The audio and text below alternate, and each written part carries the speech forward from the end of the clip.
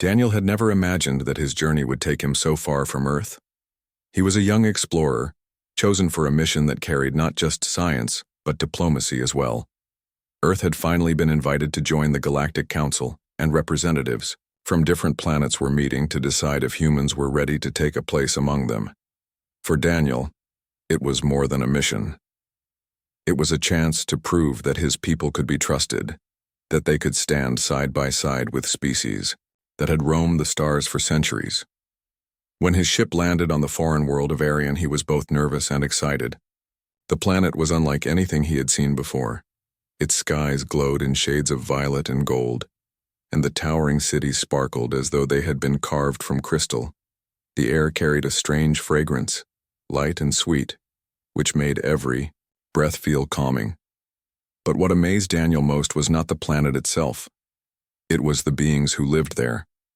Tall, graceful, and radiant, the Aryans carried themselves with dignity. They looked human in many ways, but had subtle differences that made them seem almost otherworldly. Their eyes shimmered with hues that shifted under the light, and their presence was commanding, as though each of them had been born to lead. Daniel was introduced to many of the council members, each dressed in robes that reflected their high standing. Most of them looked at him politely but with distance. He could feel their doubt. After all, humans were new to the galactic stage.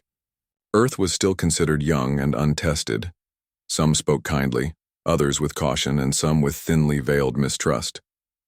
Daniel tried his best to answer every question with honesty and humility. He remembered his training. Speak with respect, carry yourself with confidence, but never forget that you are a guest in their world. It was during one of these formal gatherings in the grand hall of the palace that Daniel saw her for the first time. She entered quietly, not drawing attention. Yet the room seemed to change the moment she appeared. The alien princess, Lyra, walked with a calm grace that made people step aside without her needing to say a word. She wore robes of silver and blue that shimmered like liquid light. But it wasn't her clothes or her crown that struck Daniel. It was her eyes. Unlike the others who studied him with curiosity or suspicion, her gaze was warm and open. She looked at him not as an outsider but as someone worth knowing. Their eyes met only for a moment, but Daniel felt something stir inside him. He quickly looked away, reminding himself that he was here on duty, not for personal dreams. Still, that single glance lingered in his mind long after the ceremony ended. Later that evening, when the formalities were over, Daniel wandered through the palace gardens. The air was filled with the sound of soft music made by glowing insects that floated between the flowers. He needed a quiet moment to collect his thoughts. To his surprise, he was not alone. Lyra was there, standing by a fountain that glowed under the starlight. For a moment, Daniel hesitated.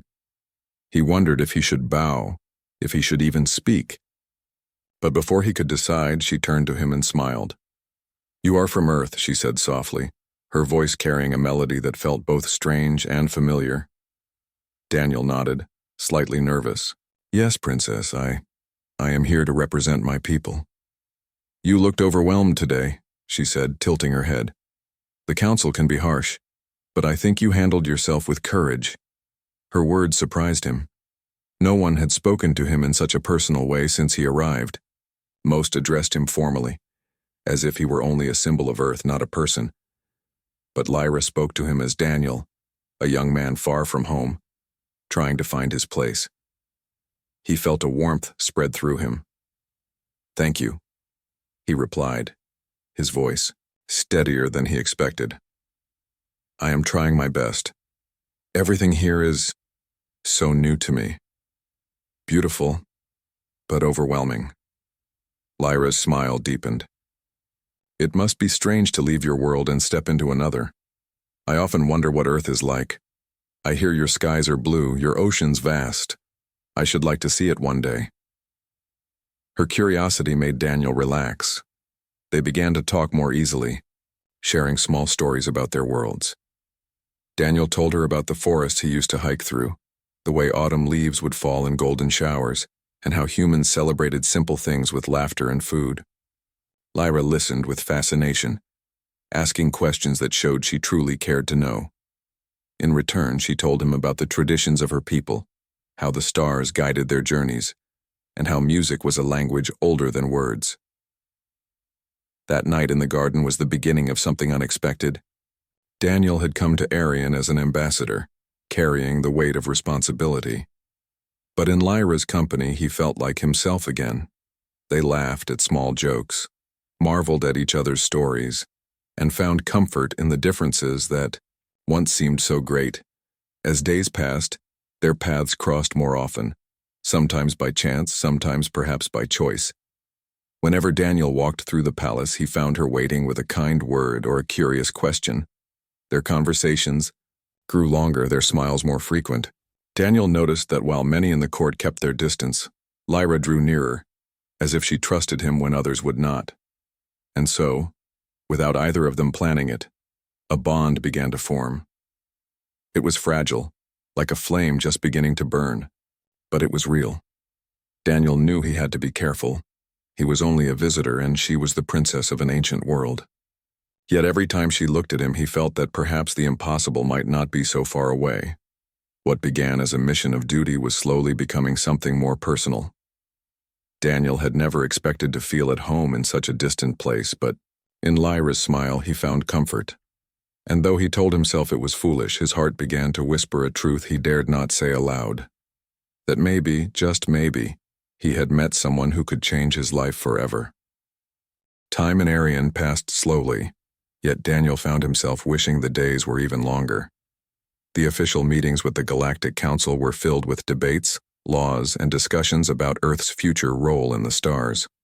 For Daniel, those hours were heavy, but every moment he spent outside the council chamber felt like a gift. It was during those quiet times that he saw Lyra again and again, and each meeting only deepened the connection between them. One morning, Daniel walked through the royal gardens carrying a tablet filled with notes for the next council session. The gardens were unlike anything on Earth.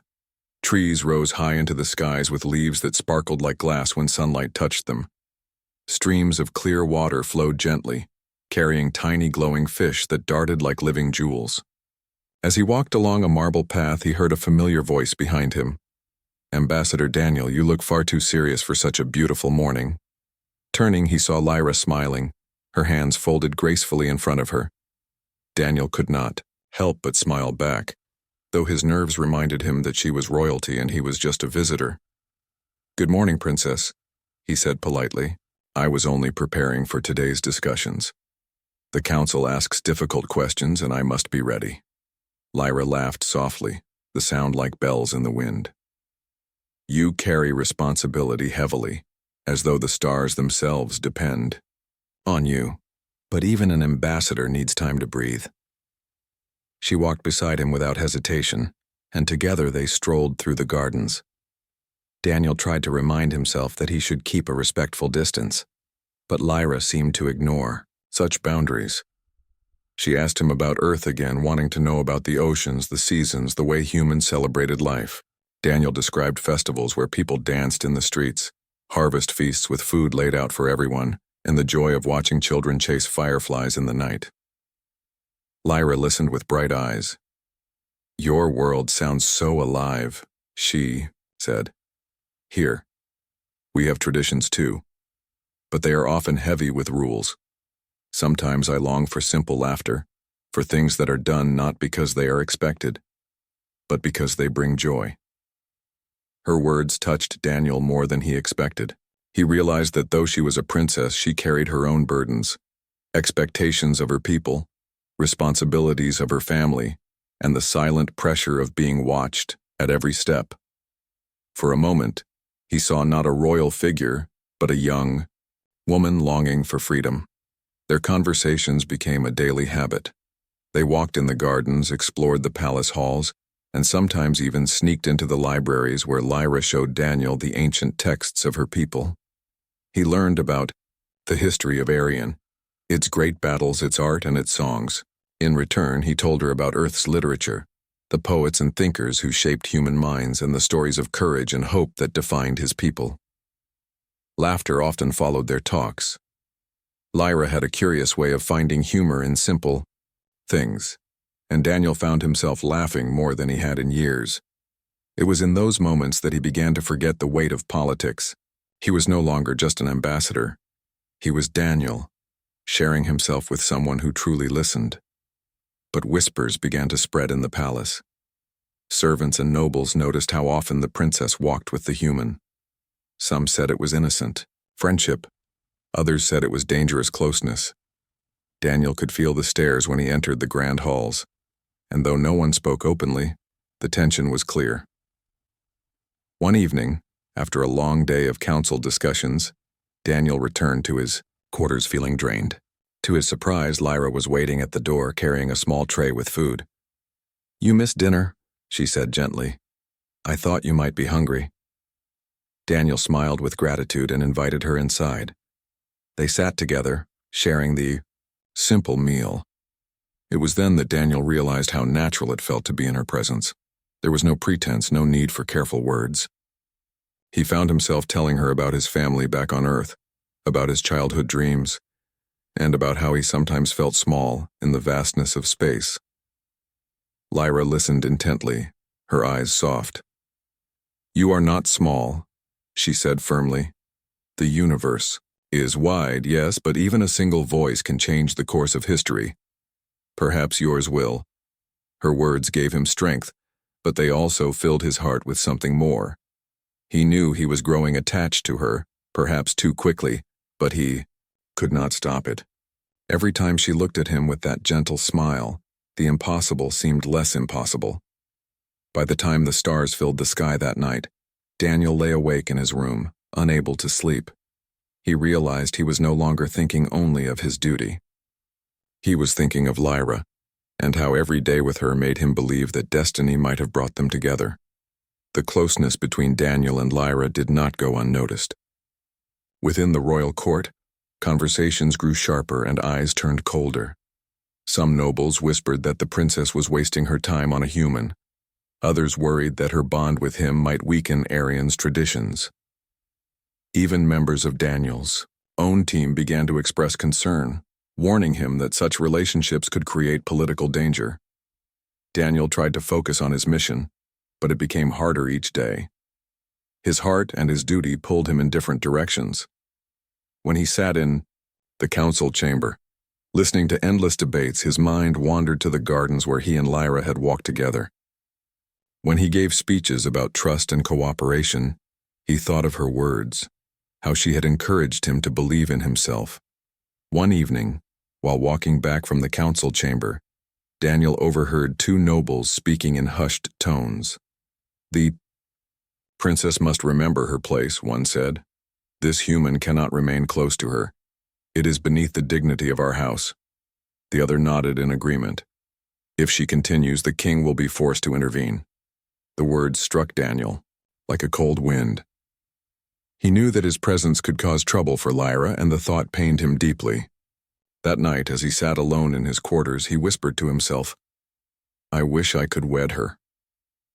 He thought the words were his secret, carried only by the silence of the room. But Lyra, passing by the open balcony, had heard him. She stopped, her heart quickening. She had known that Daniel cared for her, but hearing his whispered wish stirred something inside her she could not ignore. Quietly she smiled, though she said nothing at that moment. She knew the road ahead would be difficult, but she also knew that his feelings were true. The next day, Daniel noticed a change in how people treated him. The stares were sharper, the conversations colder. Even his team leader pulled him aside. "Daniel," he said sternly, "remember why you are here. You represent Earth, not your own desires. Do not let personal matters ruin this mission." Daniel nodded, but inside his heart ached. How could he deny what he felt? Lyra had become more than a friend. She was someone he admired, someone who gave him courage, someone who made the vast universe feel like home. When they met again in the gardens, Lyra sensed his turmoil. "You are troubled," she said gently. Daniel sighed. "I fear that my presence brings you trouble. People are speaking against us. They do not understand. Perhaps it would be better if I stayed away." Lyra shook her head firmly. Do not let fear guide you. Yes, they speak, and yes, they doubt. But their words cannot change what is true. You are honest, kind, and brave. That is what I see, Daniel. And I do not wish to turn away. Her strength surprised him. She was not fragile as he had feared. She was strong, willing to stand against whispers and stares. For the first time, Daniel realized that perhaps she needed him just as much as he needed her. As the night fell, Daniel once again whispered almost without thinking, I wish I could wed her. This time he did not know that Lyra was listening closely. She smiled again, her heart steady, and softly thought to herself, then he shall. In that moment, the doubts around them felt smaller, as though love itself had the power to silence the noise of the world. Yet both of them knew the challenges ahead were far from over. The king, the council, and the weight of two worlds would soon test the strength of their bond. The palace was alive with music, laughter, and the sound of voices that night. A grand banquet had been arranged to honor the visiting council members, and the great hall sparkled with light. Chandeliers made of crystal reflected the glow of hundreds of floating orbs, and tables were lined with fruits and dishes that Daniel could not even name. Everyone was dressed in rich robes, their colors marking their place among the royal houses. Daniel, though dressed in formal attire provided by his hosts, felt like a small shadow in a sea of brilliance. He sat quietly at the edge of the long table, answering polite questions from nearby nobles, but always aware of the stares that followed him. Some were curious, others skeptical, and a few openly disapproving. He tried to keep his mind on the role he had come to play, a representative of Earth. Yet his heart, restless and stubborn, thought only of Lyra. When he saw her across the hall, he nearly forgot to breathe. She wore a gown of soft silver that shimmered like moonlight. A delicate crown rested on her brow, yet it was her smile, calm and graceful, that made her shine brighter than any jewel. She met his eyes briefly, and in that silent exchange, Daniel felt his strength return. Throughout the evening, nobles came to her, speaking, laughing, bowing. She was kind to each of them, but Daniel noticed how her gaze returned to him again and again as if drawn by something beyond her control. When the banquet was at its liveliest, Lyra quietly excused herself. Daniel, sensing a chance, followed at a distance. She moved through the wide halls of the palace until she reached the moonlit courtyard. The air was cool, carrying the scent of flowers that bloomed only at night. A fountain sang gently in the center, its waters glowing under the stars. Daniel stepped forward, his heart racing. Princess, he said softly, forgive me if I intrude. Lyra turned, her expression calm yet full of warmth. You are not intruding. I hoped you would come. For a moment, silence hung between them. The stars above seemed to listen, waiting for words that carried more than simple meaning. Daniel struggled, his thoughts heavy with fear and hope. I do not know how to say this, he began, his voice unsteady. I came here as an ambassador. I came to speak for Earth, to show that we are worthy of trust. Yet all I can think of is you. Every day, every moment, you are in my thoughts. I know it is not my place. I know it may even be impossible, but my heart cannot remain silent. Lyra listened without interrupting, her eyes reflecting the silver of the night sky. Daniel took a deep breath, feeling his chest tighten. I love you, Lyra, he whispered. I do not know what the future holds, and I fear what others will say, but this truth is mine. I love you, and I wish with all my heart that I could wed you. For a heartbeat, Daniel thought he had gone too far. The weight of his confession pressed on him, and he feared she would turn away. But then, Lyra's lips curved into a smile, gentle, tender, filled with something he had never seen before. Then you shall, she said softly. Daniel's breath caught. What? Lyra stepped closer, her voice steady. If your heart truly speaks, then you shall wed me. I have seen your kindness, your courage, your honesty. I have watched you walk among those who doubt you, yet never lose your dignity. I know what my heart tells me, and it tells me that we belong together. The world around them seemed to vanish. The whispers of the court, the rules of the council, the doubts of their people, all faded in that moment. There was only Daniel and Lyra, two souls standing together under the stars. He wanted to speak again, to promise her everything, but words failed him. Instead, he simply took her hand, holding it gently as though it were the most precious thing in the universe. She did not pull away. Instead, she held his hand firmly, her smile unwavering. They stayed in the courtyard until the banquet ended, speaking quietly of hopes and fears. Lyra told him that the path ahead would not be easy. The king, her father, would have to be convinced. The court would resist, and the council would question. But she also told him that she was not afraid, not as long as he stood by her side. For Daniel, her courage gave him strength. What had begun as a whisper in the dark had now become a promise under the stars. That night, he knew that his life had changed forever. The days that followed were filled with both joy and tension. News of Lyra's closeness to Daniel spread quickly through the palace. Whispers grew louder, and some nobles spoke openly against it. A human cannot be part of our royal line, they argued. It is dangerous. It is unthinkable. Others, however, remained silent, watching carefully to see how events would unfold. Daniel, though nervous, stood tall beside Lyra. They did not hide their bond anymore. When she walked in the gardens, he was at her side. When she entered the council chamber, she greeted him first. Every gesture, small or large, showed the strength of their choice. And though people spoke against them, neither of them wavered. The greatest test came when the king himself summoned them. The throne room was vast, its pillars stretching high, its walls carved with the history of Arian's rulers. The king sat on a throne of crystal and stone, his presence commanding. His eyes, sharp and steady, studied Daniel carefully.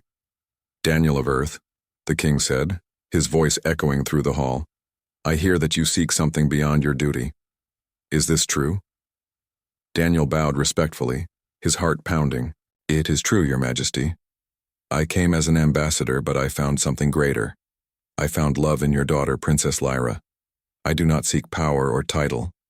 I seek only to stand by her side, if she will have me." The king turned to Lyra. "And you, my daughter? Do you speak the same?" Lyra lifted her head proudly.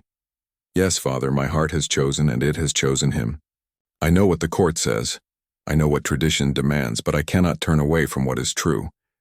Daniel is worthy not because of where he comes from, but because of who he is." The hall fell silent. For a long moment the king said nothing. Then slowly his stern gaze softened. He looked at his daughter, then at Daniel, and finally let out a long breath. "I have ruled long enough to know that love is not bound by tradition," he said at last. "If your bond is true, then no law should stand against it. I give you my blessing." The words spread like fire through the palace. Some rejoiced, others grumbled, but none could defy the king's will. Preparations for the union began, and soon the halls that had once echoed with whispers of doubt now filled with songs of celebration. The wedding was unlike anything Daniel had ever imagined. Nobles from Arian and representatives from distant worlds gathered. Music filled the air, and the skies above the palace shone brighter than ever. Daniel wore robes of deep blue, while Lyra glowed in white and silver. As they stood together before the people, they took each other's hands, their hearts steady. The vows were simple, spoken not in the language of politics, but in the language of love. "I choose you," Daniel said, his voice clear. "In every world, in every life, I choose you." Lyra smiled, her eyes bright with tears. "And I choose you," she replied. "Now and always." When the ceremony ended, cheers rose through the palace. Two worlds, once separated by distance and doubt, were now joined by love. That night, as they stood together on the balcony, Daniel looked at the stars. He remembered the whisper he had once spoken in the silence of his room. "I wish I could wed her." He smiled, turning to Lyra, who now stood as his wife. She returned his smile, whispering back, "Then you shall." And so it was. What began as a quiet wish had become a reality greater than Daniel could ever have dreamed. His journey as an ambassador had led him to something far more powerful than diplomacy. It had led him to love, a love strong enough to unite two hearts, two lives, and perhaps, one day, two worlds.